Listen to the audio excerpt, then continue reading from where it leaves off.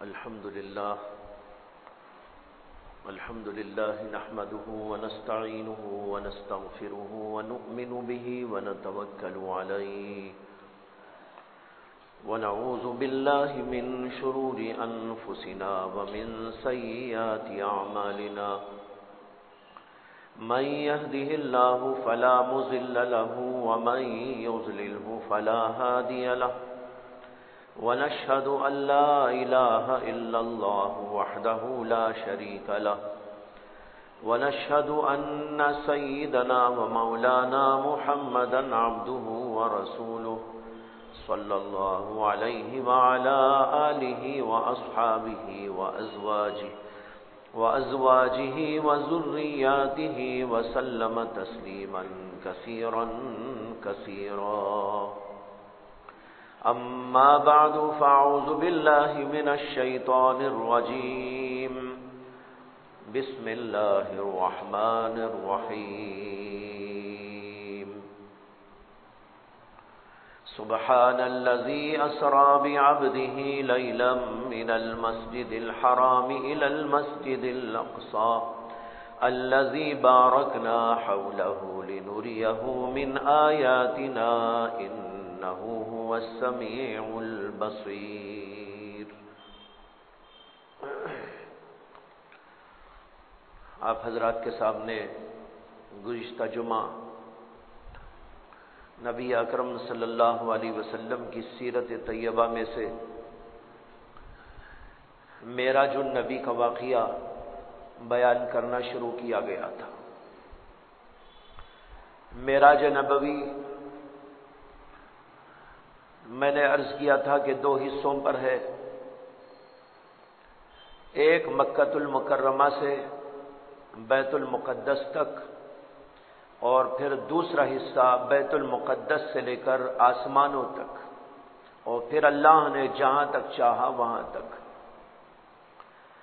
میں نے گزشتہ جمعہ پہلے حالات بیان کیے تھے کہ مکۃ المکرمہ سے نبی اکرم صلی اللہ علیہ وسلم کا معراج کا جو سفر ہوا تھا بیت المقدس تک وہ کس طرح ہوا تھا.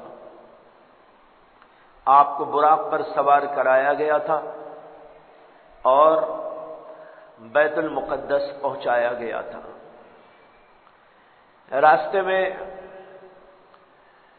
یہ واقعہ پیش آیا کہ ایک جگہ پر ایک عورت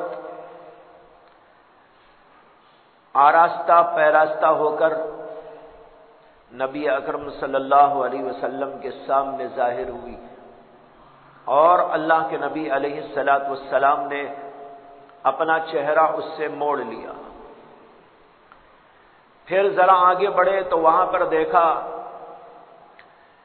کہ ایک بوڑھا آدمی وہ اللہ کے نبی علیہ الصلاۃ والسلام کے سامنے آیا ہے اور آپ کو اپنی طرف متوجہ کر رہا ہے.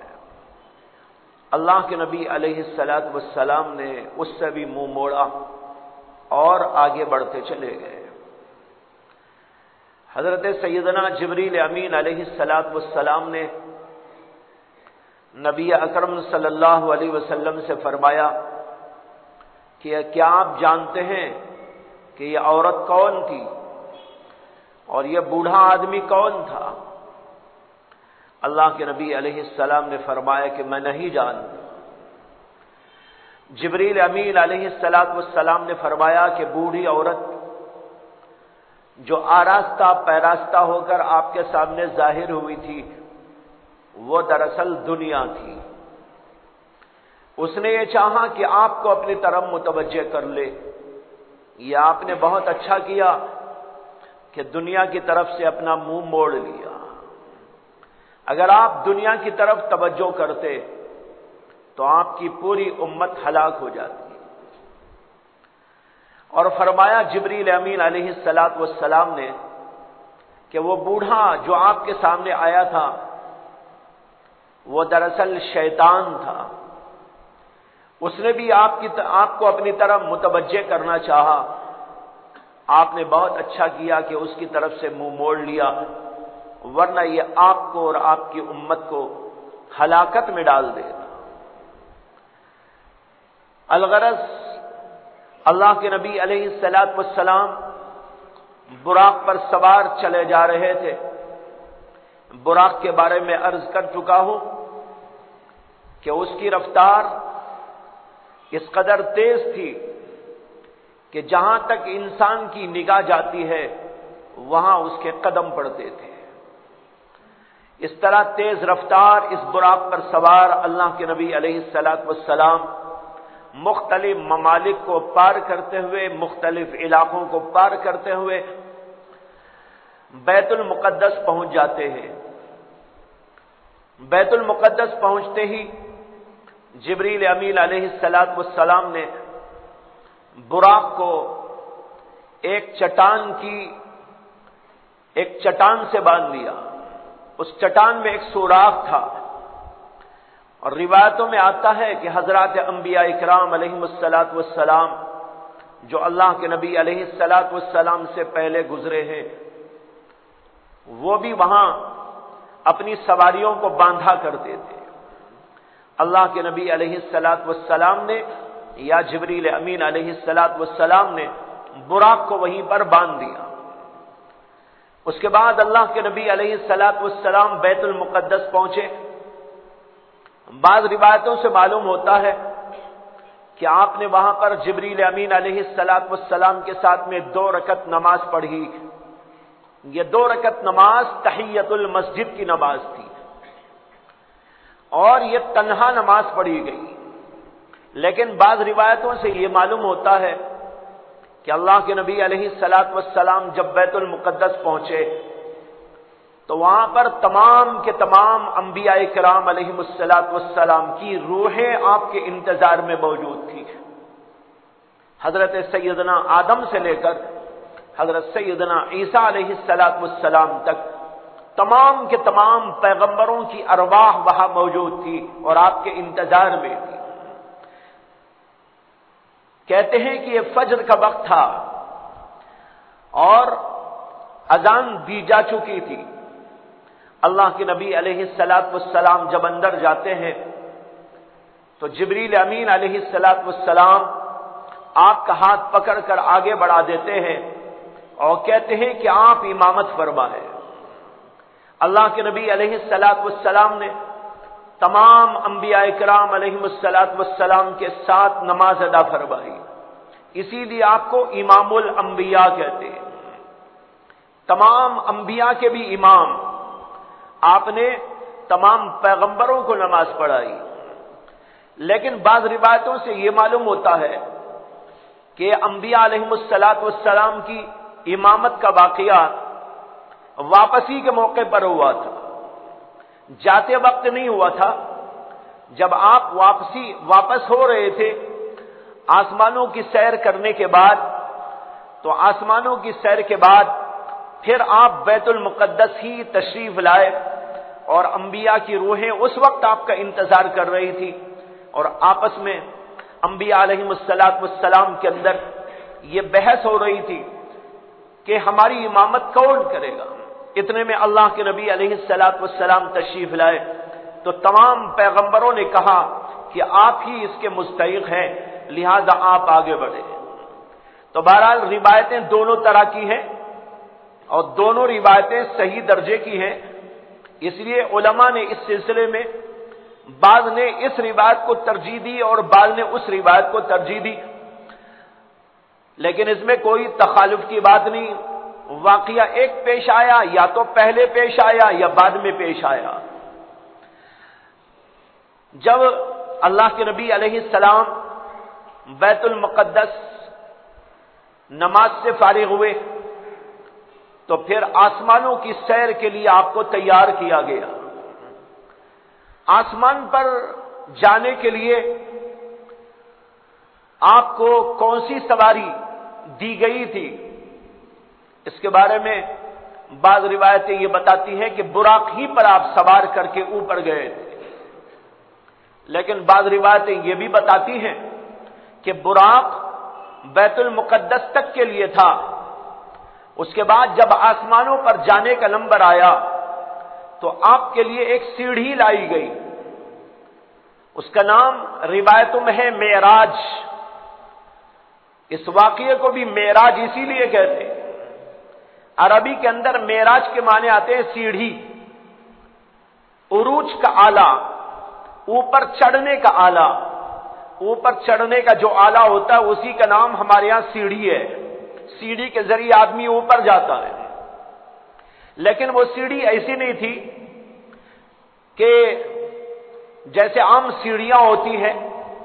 اللہ کے نبی علیہ الصلوۃ والسلام فرماتے ہیں کہ اس کی خوبصورتی اور اس کی رونق بیان نہیں کی جا سکتی. اس قدر حسین اور جمیل وہ سیڑھی تھی. اور اس کو آج یوں سمجھ لیجئے جیسے کہ لفٹ ہوتی ہے. لفٹ میں آدمی کو کھڑا کر دیا جاتا ہے یا خود کھڑا ہو جاتا ہے اور وہ سیڑھی اسے لے کر خود ہی اونچے درجوں پر پہنچا دیتی ہے.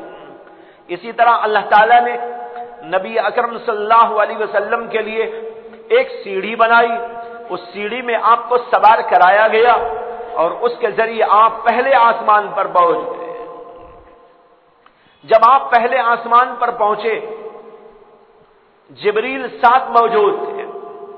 جبریل امین علیہ الصلوۃ والسلام نے دروازے پر دستک دی. اندر سے فرشتے نے پوچھا کہ کون ہو؟ جبریل نے بتایا کہ میں جبریل ہوں. ان سے پوچھا گیا آپ کے ساتھ کوئی اور ہے؟ جبریل نے کہا ہاں میرے ساتھ محمد ہیں صلی اللہ علیہ وسلم. فرشتے نے پوچھا کہ ان کو بھی کیا بلایا گیا ہے؟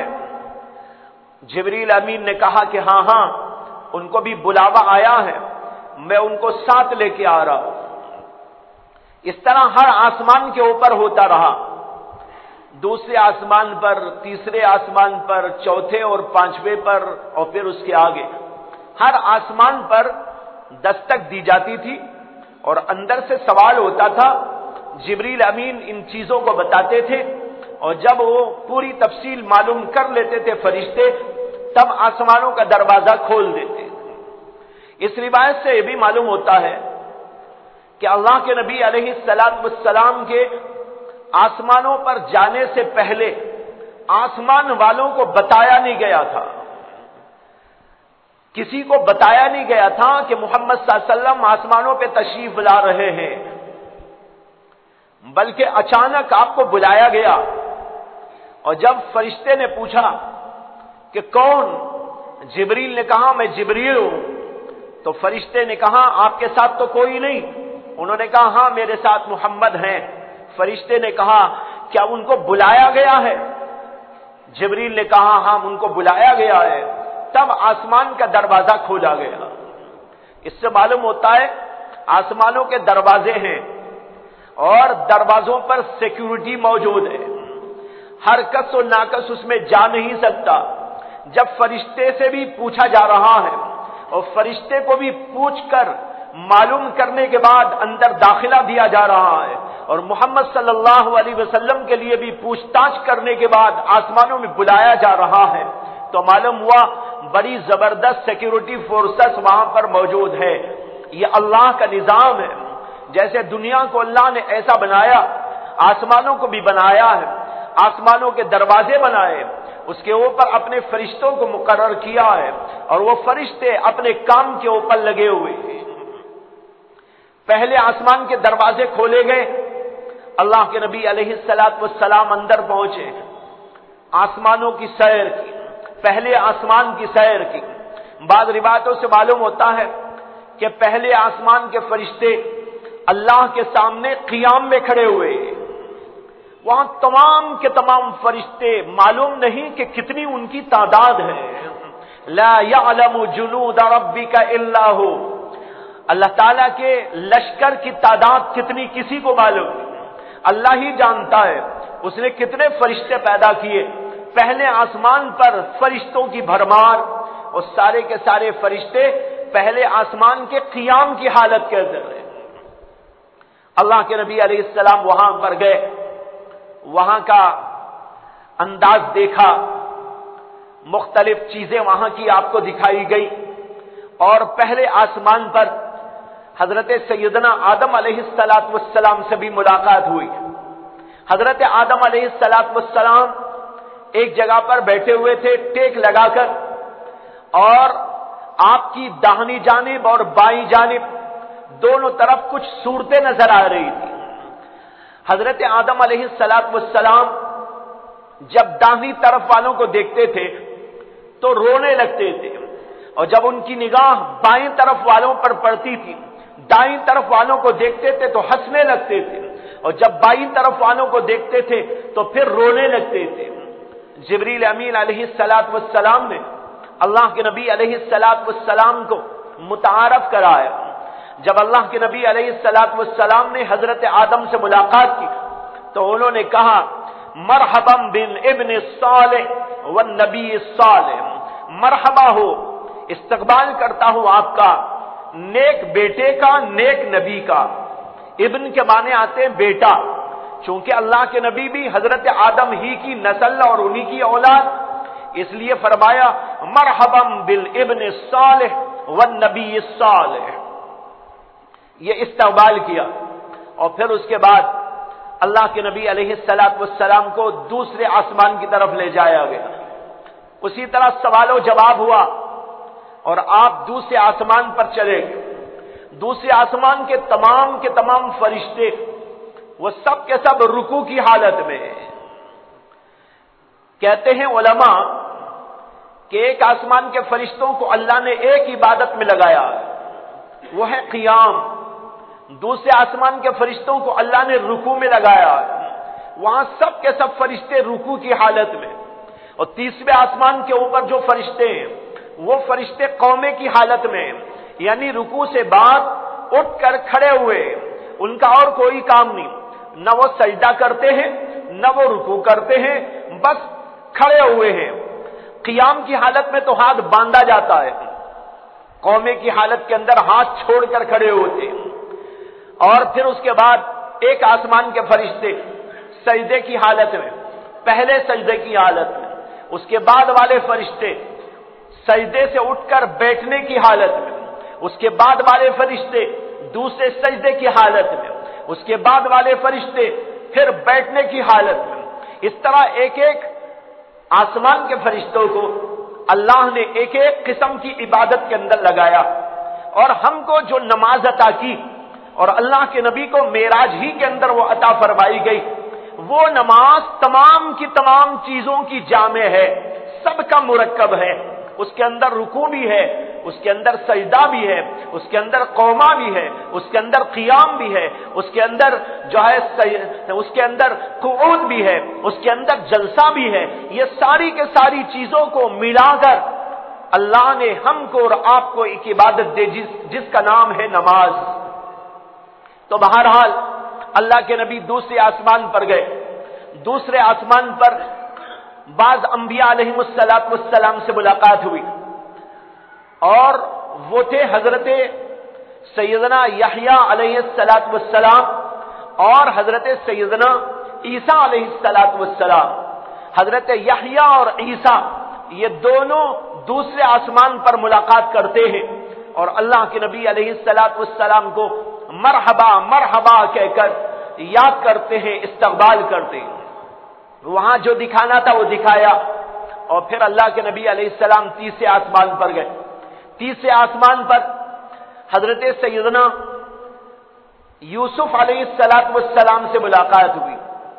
اس سے آگے جب بڑھتے ہیں تو ایک آسمان پر حضرت ادریس علیہ السلام سے ملاقات ہوئی، اور پھر اس سے آگے بڑھتے ہیں تو حضرت ہارون علیہ السلام سے ملاقات ہوئی، اور پھر چھٹے آسمان پہ گئے تو وہاں پر حضرت سیدنا موسیٰ علیہ السلام سے ملاقات ہوئی، اور پھر ساتویں آسمان پر گئے تو وہاں پر حضرت سیدنا ابراہیم خلیل اللہ علیہ السلام سے ملاقات ہوئی۔ حضرت ابراہیم سب سے اوپر والے آسمانوں میں دیکھے جاتے ہیں، وہاں پر وہ ایک جگہ پر ٹیک لگا کے بیٹھے تھے۔ اللہ کے نبی علیہ السلام نے ملاقات کی، انہوں نے بھی یہ کہہ کر اللہ کے نبی کا استقبال کیا، مرحبا بالابن الصالح والنبی الصالح۔ ابن اس لیے کہا کہ ہمارے نبی علیہ السلام حضرت سیدنا ابراہیم خلیل اللہ علیہ السلام ہی کی نسل اور اولاد میں سے ان سے ملاقات ہوئی. حضرت ابراہیم علیہ السلام نے نبی اکرم صلی اللہ علیہ وسلم سے فرمایا آپ کی امت کو میرا سلام سنا دینا. جواب دے دیجئے سب مل کر علیک وعلیہ السلام. حضرت سیدنا ابراہیم علیہ السلام نے آسمانوں سے ہمارے نبی علیہ السلام کے ذریعے تمام امت محمدیہ کو سلام بھیجا ہے. اور پھر اس کے بعد میں کہا کہ میرا یہ پیغام بھی سنا دینا کہ جنت چٹیل میدان کی طرح ہے. جو وہ عمل کریں گے تو ان کی جنت بنے گی.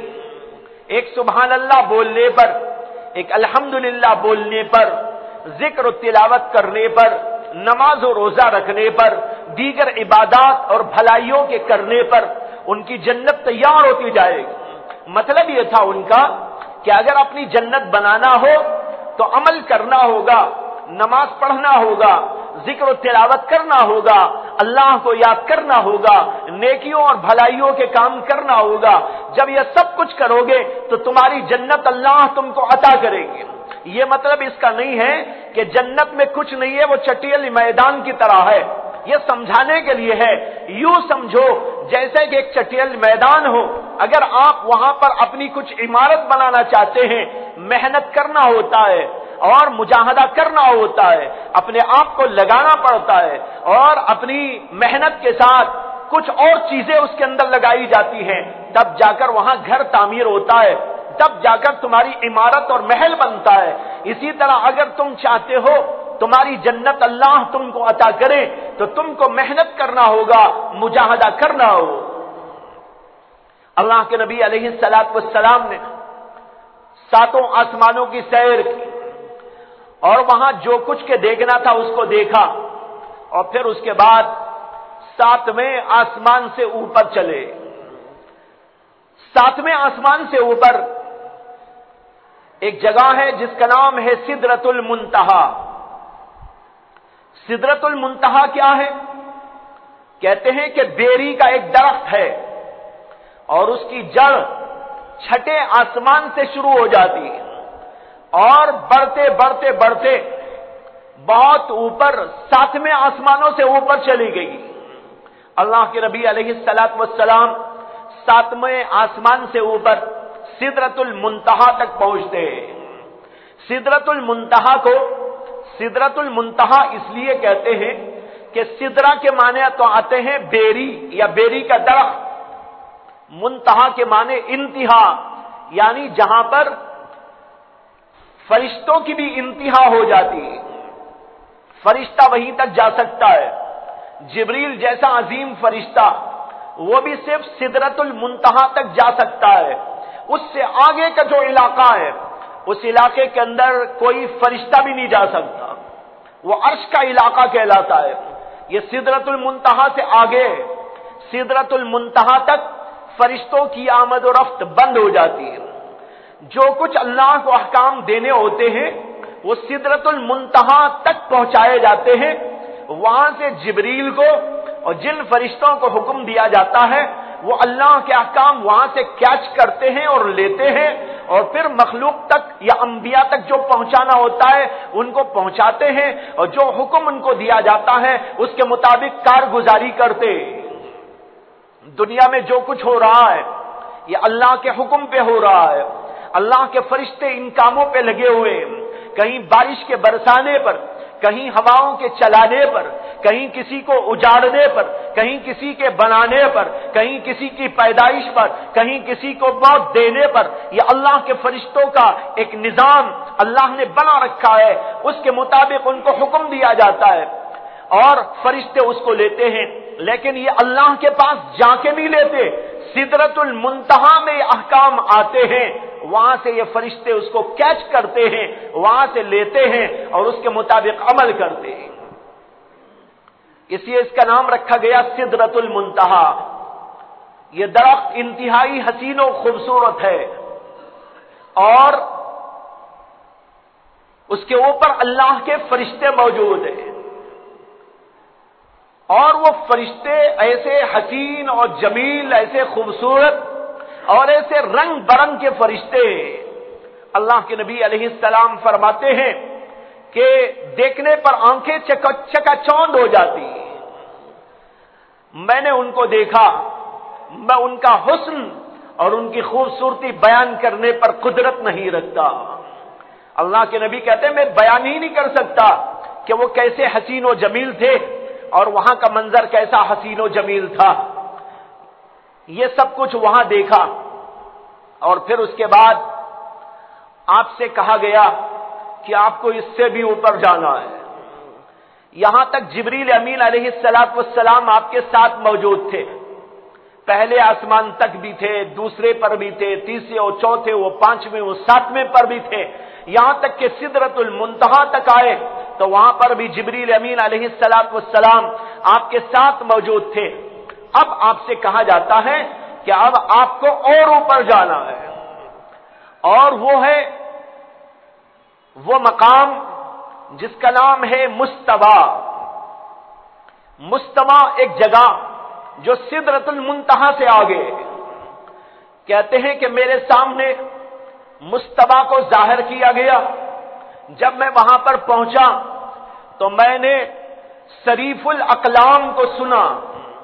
صریف الاقلام کا ترجمہ ہے کہ قلم اور پین کے چلنے کی آواز. لکھنے کی آواز ہوتی ہے نا، آپ کاپی پہ جب لکھتے ہیں قلم کے ذریعے تو کاپی پر لکھنے سے ایک آواز پیدا ہوتی ہے، سر سر سر سر. اس سرسراہٹ کو کہتے ہیں عربی کے اندر صریف الاقلام. اللہ کے نبی کہتے ہیں کہ میں جب اس سے اوپر گیا تو وہاں پر صریف الاقلام کی آواز مجھ کو سنائی دی. یہ اللہ کی تقدیر کا قلم ہے، جہاں تقدیریں لکھی جا رہی ہیں، اور لکھی ہوئی تقدیروں کو بنا کر جسے جو حکم دینا ہے فرشتوں کو وہ حکم دیا جاتا ہے. اسے کہ ہر روز اللہ کے احکامات آتے ہیں، ہر قدم پر اللہ کے احکامات آتے ہیں. کہیں کوئی پیدا ہوتا ہے، کہیں کوئی مرتا ہے، کہیں پر اچھے حالات پیش آتے ہیں، کہیں برے حالات پیش آتے ہیں، کہیں کچھ نہ کچھ دن اور رات نظام کائنات کے اندر اتھل پتل ہوتا رہتا ہے. یہ سب کچھ جو ہوتا ہے وہ اللہ کے ان تقدیری قلم کے ذریعے سے ہوتا ہے. اللہ قلم کو حکم دیتے ہیں اور وہ لکھتا ہے. وہاں سے لکھی ہوئی چیزیں سدرۃ المنتہا تک پہنچتی ہیں، وہاں سے فرشتے اس کو لیتے ہیں اور اس کے مطابق عمل پیرا ہوتے ہیں. فرمایا کہ میں نے صریف الاقلام سنا، یعنی قلم کی آواز میں نے سنی، اور پھر مجھ کو اس سے آگے بڑھایا گیا. اب اس سے آگے کا جو علاقہ ہے وہ علاقہ ہے عرش الہی کا علاقہ. اب وہ عرش الہی کے علاقے میں کوئی نہیں تھا، ہو بھی نہیں سکتا تھا، اس لیے کہ وہاں کسی انسان کے یا کسی فرشتے کے جانے کا سوال ہی نہیں پیدا ہوتا. یہ محمد الرسول اللہ صلی اللہ علیہ وسلم کا مقام ہے کہ آپ کو اس سے بھی اوپر کے علاقے میں پہنچایا گیا. اب اس کے بعد یہ نہیں بتایا گیا روایتوں کے اندر کہ اللہ کے نبی علیہ السلام نے عرش کو دیکھا یا نہیں دیکھا. عرش کے دیکھنے یا نہ دیکھنے اس کے بارے میں روایتوں کے اندر کچھ نہیں آیا ہے، اور جو روایتیں اس سلسلے میں آئی ہیں وہ انتہائی ضعیف ہونے کی وجہ سے علماء نے ان روایتوں کو مانا نہیں ہے. البتہ علماء کے نقطۂ نظر یہاں پر مختلف ہیں. بعض علماء کہتے ہیں اللہ کے نبی علیہ السلام نے عرش کو بھی دیکھا، اور بعض علماء کہتے ہیں کہ اس کا ذکر جب نہیں آیا تو ہم اس کے بارے میں کچھ نہیں کہہ سکتے. اسی طرح ایک اختلاف علماء کا یہاں پر یہ ہے، اللہ کے نبی علیہ السلام جب آگے بڑھے تھے تو اللہ تبارک و تعالیٰ کا دیدار آپ کو ہوا تھا کہ نہیں ہوا تھا. صحابہ میں سے حضرت عائشہ صدیقہ، حضرت ابو ہریرہ اور حضرت امیر معاویہ اور کچھ صحابہ کرام وہ ہیں جو کہتے ہیں کہ اللہ کے نبی علیہ السلام وہاں پر تشریف تو لے گئے تھے لیکن دیدار اللہ کا آپ کو نہیں ہوا. لیکن جمہور علماء، جمہور صحابہ یہ فرماتے ہیں کہ آپ کو جب وہاں تک بلایا گیا تو دراصل آپ کو اللہ کا دیدار بھی کرایا گیا. اکثر بیشتر صحابہ یہی کہتے ہیں अक्सर बेशतर उलमा यही कहते हैं, अक्सर बेशतर ताबईन और तबे ताबईन यही कहते हैं, अक्सर अइम्मे किराम ये भी इसी बात के कायल हैं। अल्लाह के नबी अलैहिस्सलातु वस्सलाम को अल्लाह का दीदार हुआ, लेकिन उसकी कैफियत क्या थी, उसका अंदाज क्या था, ये तो जाहिर बात है हम भी आप इसके ऊपर कोई तबसरा नहीं कर सकते, हम और आप इसके बारे में कुछ लबकुशाई नहीं कर सकते। बहरहाल अल्लाह के नबी अलैहिस्सलातु वस्सलाम आगे जहां तक जाना था वहां पर तशरीफ ले गए और अल्लाह तबारक व तआला का दीदार हुआ, या अल्लाह तबारक व तआला की बातें सुनी। बातें सुनने में तो कोई इख्तलाफ नहीं है, दीदार के बारे में इख्तलाफ है।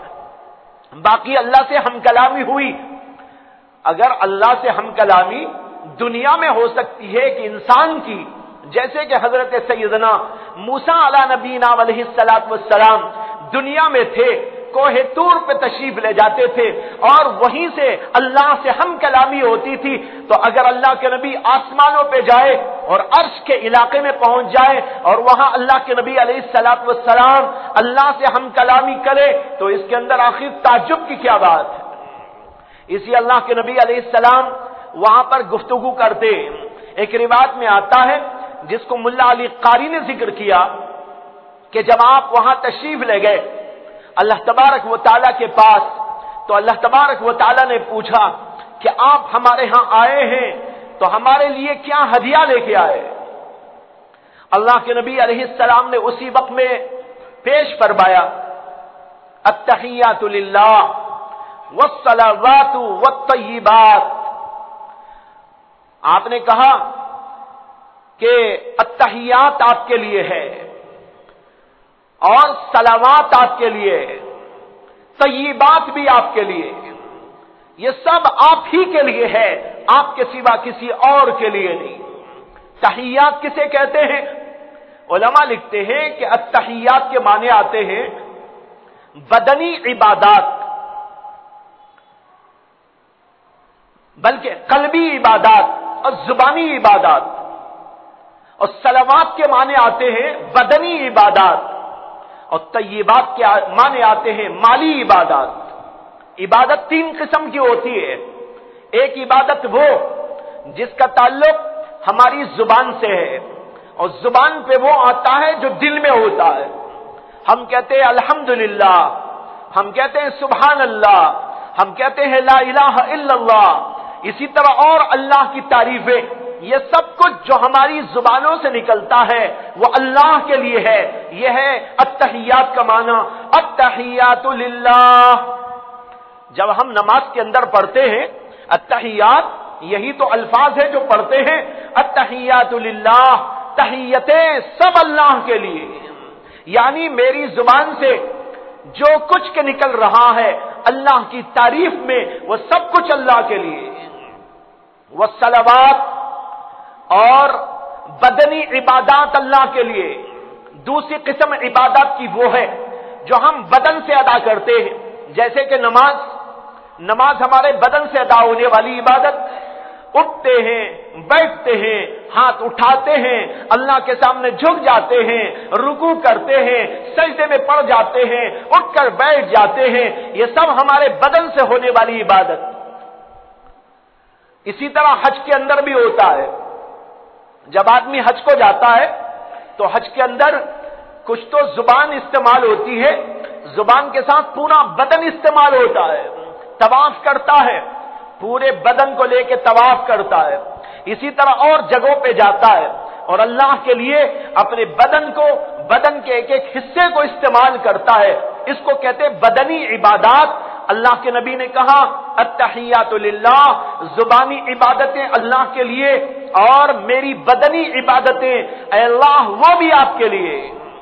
और फरमाया वत्तय्यिबात, और तय्यिबात कहते हैं उन इबादतों को जो माल के जरिए अदा की जाती हैं, ज़कात दी जाती है और नफली सदकात दिए जाते हैं, खैरात किए जाते हैं, गरीबों की इमदाद की जाती है, मस्जिदों, मदरसों, दीनी मुख्तलिफ इदारों पर खर्च किया जाता है।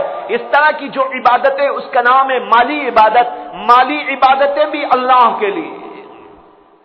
अल्लाह के नबी अलैहिस्सलाम ने तीन बातें पेश की, अत्तहियातु लिल्लाह वस्सलावात वत्तय्यिबात। زبانی عبادتیں اللہ کے لیے اور بدنی عبادتیں اللہ کے لیے اور میری مالی عبادتیں اللہ کے لیے.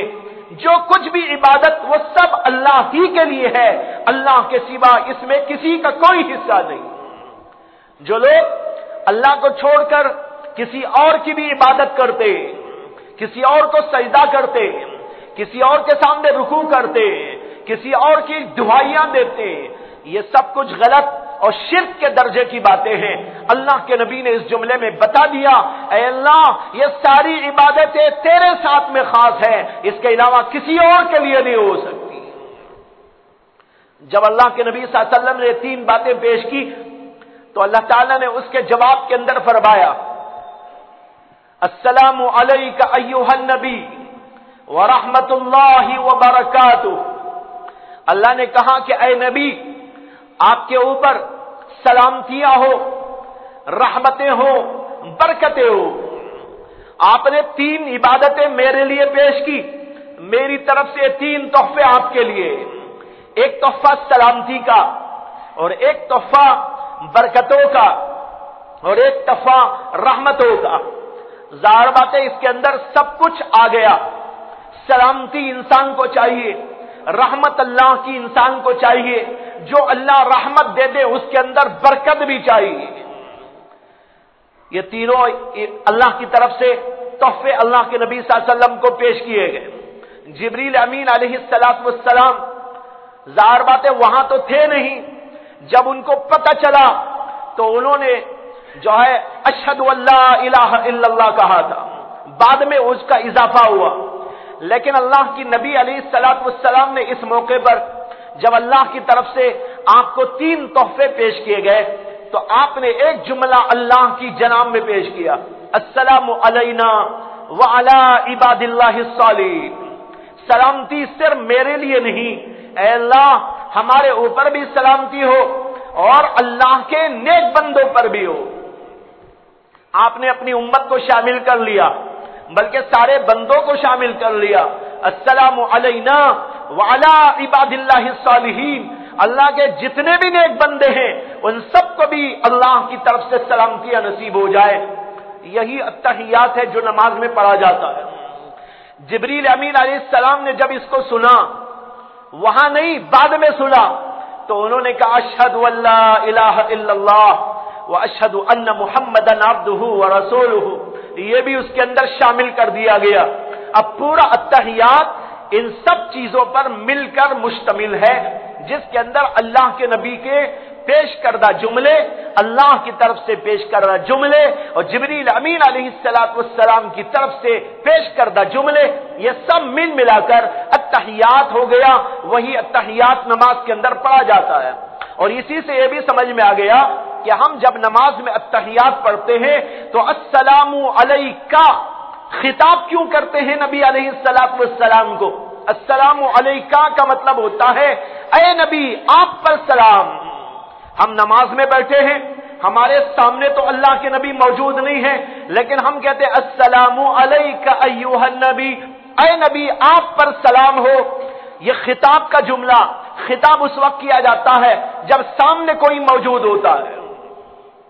سوال یہ پیدا ہوا کہ اللہ کے نبی جب سامنے موجود نہیں ہے تو نماز پڑھنے والا السلام علیکہ کیوں کہتا ہے؟ جواب اس کا یہ ہے کہ بے شک آج ہمارے سامنے اللہ کے نبی موجود نہیں, لیکن یہ جملہ اللہ کا جملہ ہے, اس جملے کو یوں ہی برقرار رکھا گیا.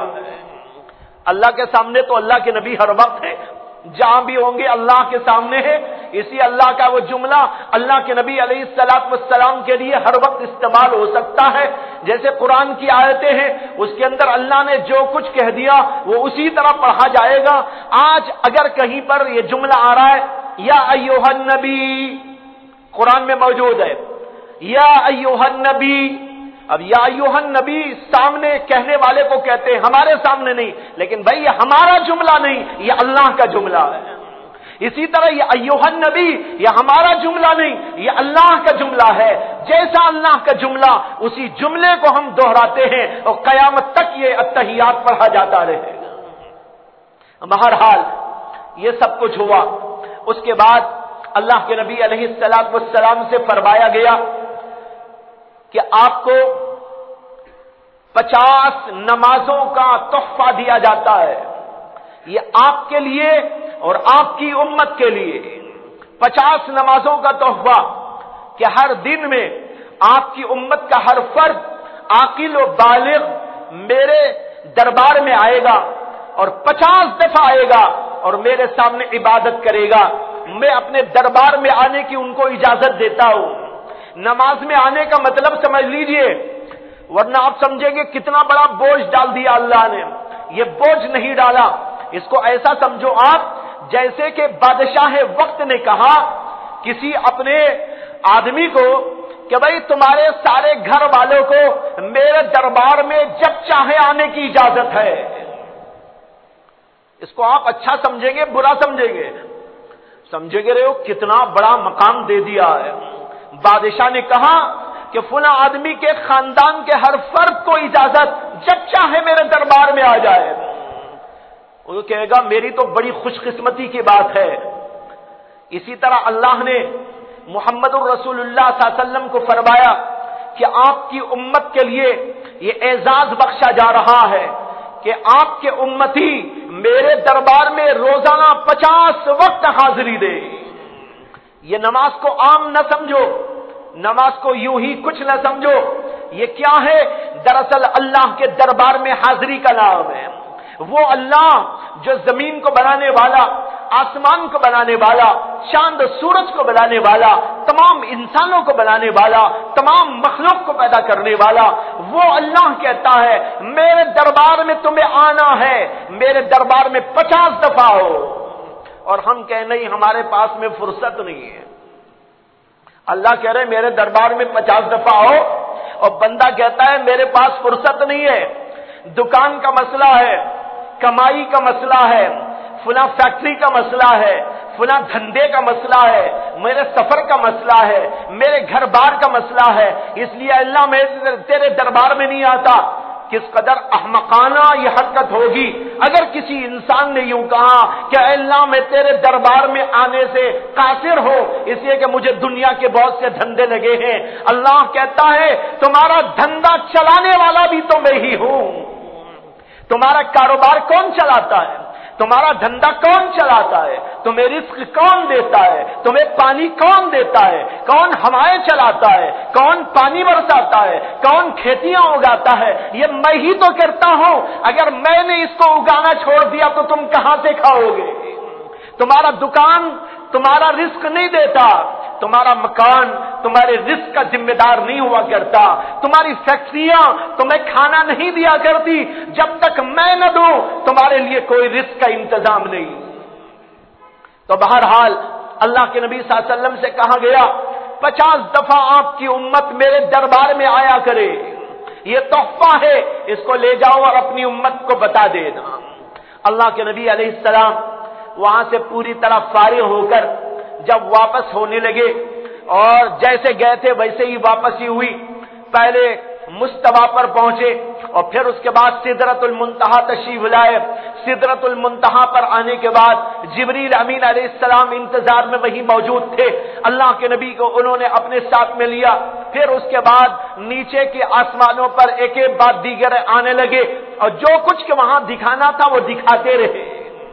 جنت دکھائی گئی، دوزخ کا نظارہ کرایا گیا. آپ کو جنت کے اندر لے جا کر وہاں کی نعمتیں، وہاں کی راحتیں، وہاں کی سہولتیں، وہاں کی زیب و زینت، وہاں کی مختلف قسم کی نعمتوں کا مشاہدہ کرایا گیا تاکہ آپ علی وجہ البصیرت پوری دنیا کو بتا دیں کہ جنت موجود ہے. چنانچہ آپ نے سب کچھ وہاں پر دیکھا اور پھر اس کے بعد آپ کو جہنم کی سیر کرائی گئی. بعض روایتوں سے معلوم ہوتا ہے کہ جہنم تک آپ کو نہیں لے جایا گیا بلکہ آپ جہاں کھڑے تھے وہیں سے جنت کو دکھا دیا گیا. بہرحال کچھ بھی ہو سکتا ہے، اللہ تبارک و تعالی ہر چیز پر قادر ہے. آپ کو جہنم کی سیر کرائی گئی. آپ کہتے ہیں کہ میں جہنم کی طرف جب دیکھا تو وہاں پر داروغہ جہنم کھڑا ہوا تھا. اس کا نام ہے مالک. کہتے ہیں کہ میں نے داروغہ جہنم کو سلام کیا. اس نے روکھا روکھا سا جواب دے دیا، وعلیکم السلام۔ نہ ہنسا، نہ مسکرایا، نہ رتی برابر اس کے الفاظ کے اندر نرمی موجود تھی، بڑی سخت کرخت لہجے کے اندر اس نے میرے سلام کا جواب دے دیا، رتی برابر کوئی مسکراہٹ نہ تھی۔ کہتے ہیں کہ اللہ کے نبی صلی اللہ علیہ وسلم کو یہ عجیب لگا۔ آپ کہتے ہیں مجھے بہت عجیب لگا کہ میں یہاں پر آسمانوں پہ آیا، ہر پیغمبر، ہر نبی، ہر فرشتہ مرحبا مرحبا مرحبا کہتا تھا، میرے سلام کا جواب دیتا تھا یا مجھ کو سلام پیش کرتا تھا، لیکن یہ بھی عجیب ہے کہ میں اس کو سلام کر رہا ہوں تو بہت ہی سوکھے لہجے میں جواب دیتا ہے، اور رتی برابر مسکراہٹ بھی نہیں، اور مرحبا مرحبا کہنے کا تو سوال ہی نہیں۔ کہتے ہیں کہ میں نے پوچھا جبریل سے، جبریل یہ کون تھا جو جہنم کے پاس کھڑا ہوا تھا کہ میں نے اس کو سلام کیا تو رتی برابر مسکراہٹ تک نہ آئی؟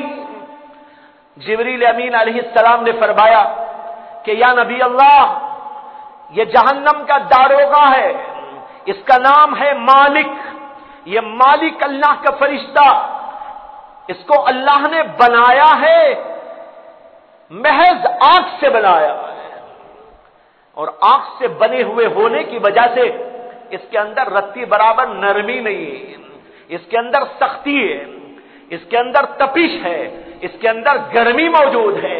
یہ اگر کسی کے لیے ہنستا تو ضرور آپ کے لیے ہنستا، جب سے اللہ نے پیدا کیا کبھی اس کے اوپر ہنسی نہیں آئی۔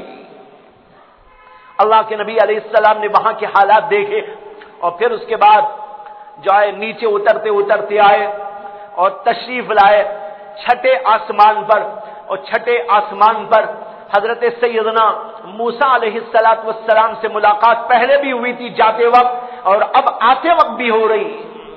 جب آتے وقت میں ملاقات ہوئی تو حضرت سیدنا موسیٰ علیہ السلام نے اللہ کے نبی سے پوچھا، آپ اللہ کے دربار میں گئے، اللہ نے آپ کو کیا عطا فرمایا؟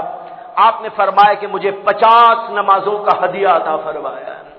یہاں پر حضرت موسیٰ علیہ السلام نے حضور اقدس صلی اللہ علیہ وسلم کو بار بار لوٹایا کہ آپ اللہ سے گزارش کریں کہ یہ نماز 50 دفعہ کی میری امت پڑھ نہ پائے گی، آپ اس کے اندر کمی کر دیں۔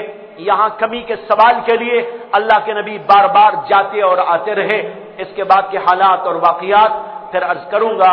وآخر دعوانا ان الحمد للہ رب العالمین۔